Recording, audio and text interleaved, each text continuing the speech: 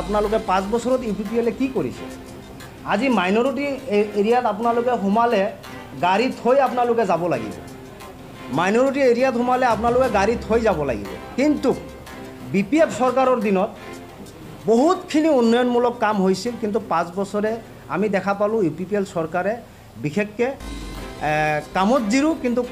কথাত হ'লে যে আমি সুইজাৰলেণ্ড মানে বনাম বুলি যেটো মানে এটা প্ৰতিশ্ৰুতি দিছিল কিন্তু সেইটো আমি শূন্য বুলি মানে আমি দেখা পাইছোঁ তো যাৰ কাৰণে আমিও পৰিৱৰ্তন বিচাৰিছোঁ ৰাইজেও পৰিৱৰ্তন বিচাৰিছে আৰু এইবাৰ যে BPF চৰকাৰ আহিব এইটো খাটাং আজি আমাৰ মাজত উপস্থিত আমাৰ সাংবাদিক বন্ধুসকল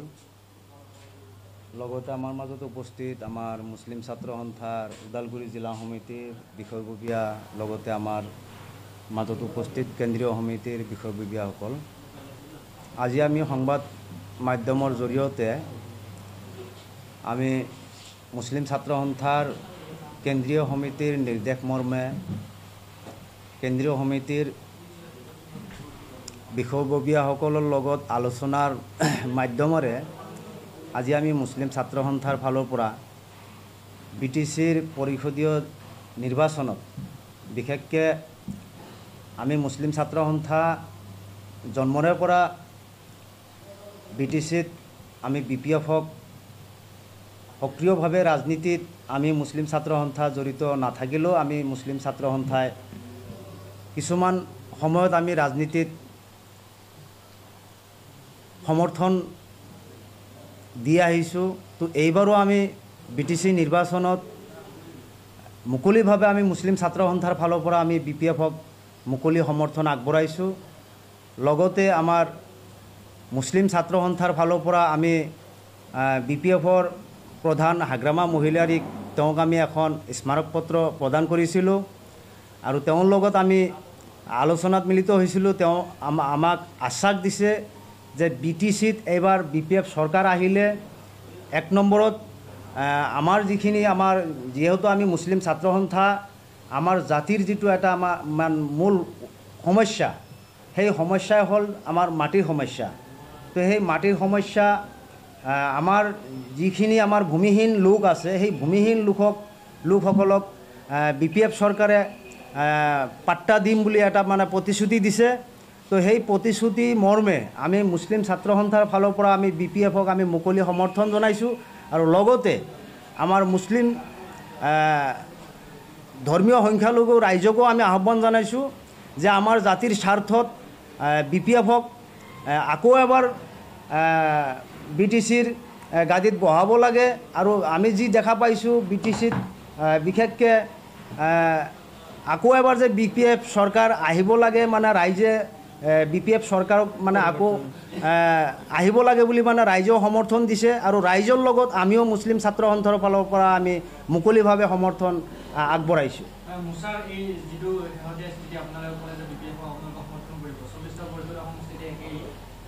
না আমি মুছলিম ছাত্ৰ সন্থাৰ ফালৰ পৰা আমি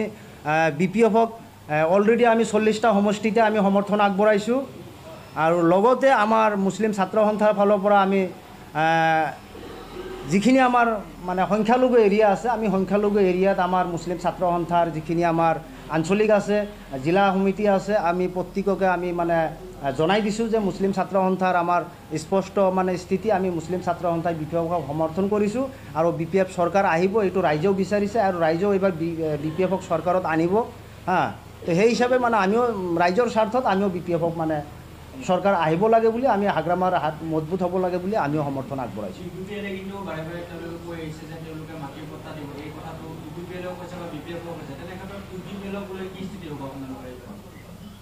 নাই চাওক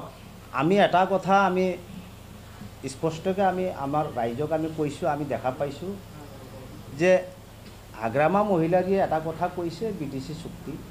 আমি BTC চুক্তিকহে আমি সমৰ্থন কৰিছোঁ আৰু BTC চুক্তি মতে যে BTCত 2003 চনৰ পৰা যিখিনি মানুহ BTCত বসবাস কৰি আছে সেই মানুহখিনি BTCৰ নাগৰিক বুলি হাগ্ৰামাই বিশেষকৈ BPFে এইটো বাৰম্বাৰ কৈ আহিছে আৰু আমি সেইটোৱে আমি ছাপোৰ্ট কৰিছোঁ আৰু সেই মৰ্মে হাগ্ৰামাই BTC যিখিনি মানুহ 2003ৰ পৰা বসবাস কৰি আছে সেই মানুহখিনিক ভূমিৰ পাট্টা দিব বুলি প্ৰতিশ্ৰুতি দিছে আৰু সেই প্ৰতিশ্ৰুতিত আমি সন্তুষ্ট মানে জনাই আমি BPFক আমি মুকলিভাৱে সমৰ্থন আগবঢ়াইছোঁ। কিন্তু আজি চাওক প্ৰমোদ বড়োৱে কিন্তু সেই কথাষাৰ আজিলৈকে এবাৰো নক'লে যে BTCত বসবাস কৰা মানুহখিনি প্ৰকৃততে যে BTCৰ নাগৰিক বুলি কিন্তু আজিলৈকে কিন্তু এই কথাষাৰ কিন্তু নক'লে। তো আমি দেখা পাইছোঁ যে তাত নিশ্চয় কিবা ৰহস্য আছে। তো সেই হিচাপে যেনিবা আমি UPPLক আৰু এটা কথা চাওক, আপোনালোকে 5 বছৰত UPPLে কি কৰিছে? আজি মাইনৰিটি এৰিয়াত আপোনালোকে সোমালে গাড়ী থৈ আপোনালোকে যাব লাগিব, মাইনৰিটি এৰিয়াত সোমালে আপোনালোকে গাড়ী থৈ যাব লাগিব। কিন্তু BPF চৰকাৰৰ দিনত বহুতখিনি উন্নয়নমূলক কাম হৈছিল, কিন্তু 5 বছৰে আমি দেখা পালোঁ UPPL চৰকাৰে বিশেষকৈ